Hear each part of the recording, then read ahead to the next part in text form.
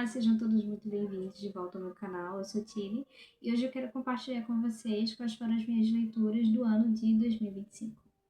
Então, nesse ano que passou agora em 2025, eu não fiz muitas leituras, algumas inclusive foram releituras, mas eu acho que foram bastante proveitosas. Eu sei que era para ter saído em janeiro esse vídeo, a gente já está em fevereiro, mas decidi fazer mesmo assim, tá bem? Então, começando pela ordem cronológica, tá? Nesse caso foi uma releitura que foi Flores para Algernon, do Daniel Keyes, acredito que esse livro é bem conhecido. Para quem não conhece um pouco sobre a história, a gente vai acompanhar o Charlie. O Charlie é um adulto de 30 anos que tem deficiência intelectual e ele é selecionado para uma pesquisa que está sendo feita com o objetivo de fazer um aumento de QI. Então, ele vai participar dessa pesquisa, sendo a primeira cobaia humana.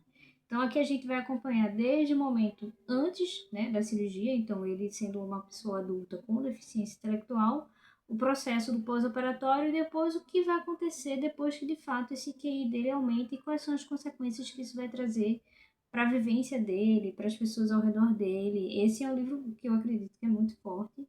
Para quem já leu vai saber do que eu estou falando e que te faz ter inúmeras reflexões sobre a questão do que a gente pensa sobre as pessoas que a gente acha que têm ou não limitações dentro da sociedade. Super recomendação, tá? Depois, esse também foi uma releitura, e esse foi uma releitura muito válida, porque eu lembro que a primeira vez que eu li, eu fiquei bem frustrada, mas eu vou explicar o que foi que aconteceu. Que foi, então, A Mão Esquerda da Escuridão, da Ursula K. Le Guin. Para quem não conhece, ela foi a primeira escritora mulher a ganhar os prêmios mais importantes da ficção científica, que, se não me engano, é o Hugo e o Nebula. E aqui, eu vou explicar. A primeira vez que eu li, eu fiquei muito frustrada. Eu lembro que eu achei a premissa desse livro muito interessante, mas da primeira vez que eu li, eu não senti nada, não percebi nada, e com a releitura, esse livro cresceu assim, 100%. De maneira bem breve, aqui a gente conhece o Jane. O Jane, ele é, sim, esqueci de falar, se passa no futuro, tá, gente? Ele é um terráqueo, ele é daqui da Terra, e ele faz parte de um grupo chamado Ecomen, que é basicamente como se fosse a ONU, só que a nível interplanetário. Então a ideia é a mesma da ONU. Então, unir diferentes planetas e assim haver compartilhamento de conhecimento, de ideias, de tecnologias. E ele é mandado para esse planeta, que é um planeta gelado, enfim, e ele já está lá há bastante tempo, né? A ideia é ele ir e convencer o grupo, né, que faz parte desse planeta, a se juntar ao Ecomen. Só que ele já está lá há bastante tempo e aparentemente não está indo para frente. O pessoal daqui não está interessado em fazer parte do grupo. E aí entra o ponto que me chamou a atenção na época quando eu li pela primeira vez. Nesse planeta aqui, as pessoas elas são, digamos assim, andrógenas, né? Então elas são macho e fêmea ao mesmo tempo, ou não são nenhum dos dois na maior parte do tempo. Isso, inclusive, vai chocá-las quando o Jenny chega no planeta, porque ele é um homem, né? Então, eles ficam assim, ué, mas ele não muda? Ele é sempre homem, né? E aqui também a gente vai acompanhar o fato de que durante um período do ano, eles passam por um processo, digamos assim, de cio. Então, eles, de fato, desenvolvem características permanentes durante aquele intervalo de tempo de um determinado sexo. Então, um dos parceiros vai ficar homem, um dos parceiros vai ficar, digamos assim, com características mais predominantes femininas. E aí depois, durante esse período, é o período de reprodução deles, digamos assim, depois que passa, todo mundo volta a esse estado, digamos assim, no meio andrógeno. Então, o GNI, como um terráqueo, vai se ver diante dessa realidade, vai se fazer inúmeras perguntas e vai aprender bastante com eles e eles com ele também, de certa forma. Essa é uma releitura que, para mim, cresceu bastante, como eu disse, e valeu muito a pena. Assim, é assustador o quanto a gente lê o livro, a gente acha que não gostou, passa um tempo, a gente relê e aquilo muda totalmente. Fica aqui também a recomendação. O próximo que eu li foi, então, Peter Pan e Wendy, ou Peter Pan, como a gente chama aqui no Brasil mesmo, do J.M. Barrie. Esse é um livro que me surpreendeu bastante, né, tendo se visto que esse é um personagem bem famoso aqui no Brasil. Acredito que todo mundo já deve ter assistido alguma adaptação da Disney, os live actions que tem por aí. E esse foi um livro que me surpreendeu, porque é bem mais sombrio, eu diria, do que a maioria das adaptações, porque a gente assiste por aí. E tem muitas questões mesmo. Inclusive, eu penso em fazer um vídeo separado só para ele, porque eu acho que vale a pena discutir algumas questões aqui. Me digam se vocês já leram e vocês também ficaram surpresos assim com o tanto de coisas que tem aqui. O próximo é A Casa no Fim de Tudo, e aí eu já vou explicar, do William Hope. O que é que acontece? Esse livro ele passou muito tempo sem traduções aqui no Brasil. Atualmente tem várias. A minha é dessa editora Amo Ler, e aí ela tem esse título, mas vocês podem encontrar esse mesmo título aqui no Brasil com variações, mas é o mesmo livro, tá? E o que acontece? Esse escritor ele é considerado um dos precursores do que a gente chama de terror cósmico, né? O horror cósmico. Isso me surpreendeu bastante, porque na minha cabeça, né, o grande pai do horror cósmico, do terror cósmico, é o H.P. Lovecraft, mas esse autor e outros foram anteriores a ele. Inclusive, acredita-se que eles foram responsáveis ali por moldar o que depois o H.P. Lovecraft fez.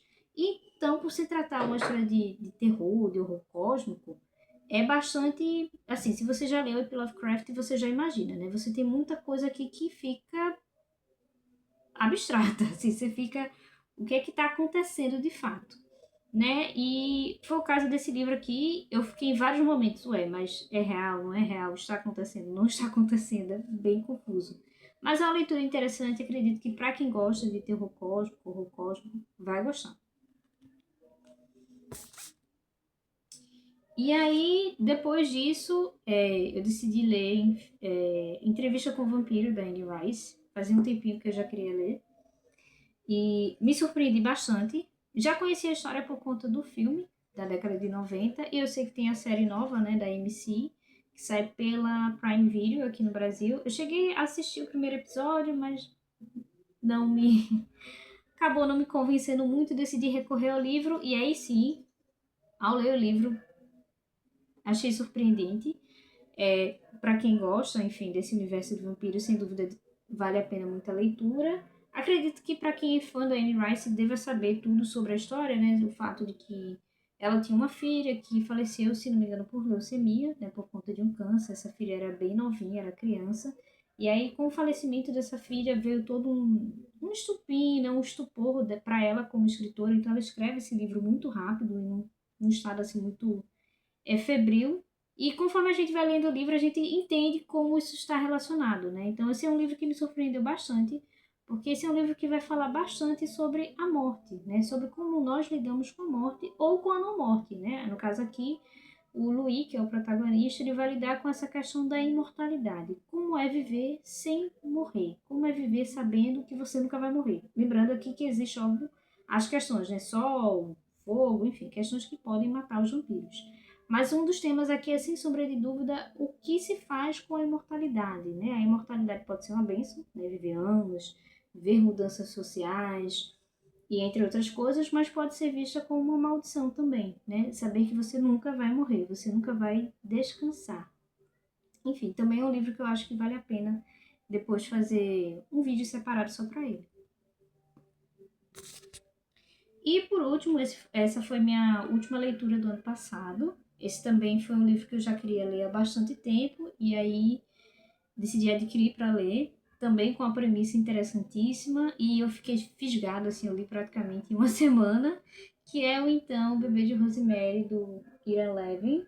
Também acho que muita gente conhece por conta do filme, do Polanski, né, um filme muito famoso. E esse é um livro que me surpreendeu muito, né, acho que para todo mundo que gosta do assunto, né? Para quem não sabe, esse livro vai tratar um pouco aí do satanismo, enfim, de outras questões. Mas o que mais me surpreendeu é saber que isso é muito mais um pano de fundo, né? Pelo menos aqui no livro, você tem esse foco mais nos pensamentos, nos questionamentos de uma mulher, que é a Rosemary, né? E como ela se vê lidando com questões relacionadas ao corpo dela, à gestação dela, uma gestação para lá de esquisita, né? Enfim, e me surpreendeu muito, assim, de verdade. Não imaginava que um livro de terror, né, ia abordar tantos assuntos importantes e até diria, chega a ser atual as questões que ele trata aqui.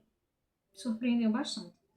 Tá bem? Então essas foram minhas leituras de 2025. Como eu disse, eu não li muita coisa, mas o que eu li eu achei muito bom, foi bastante proveitoso. Me contem aqui nos comentários o que vocês leram no ano passado ou o que vocês pretendem ler esse ano. Esse ano espero ler bem mais do que o ano passado. E é isso. Um beijo.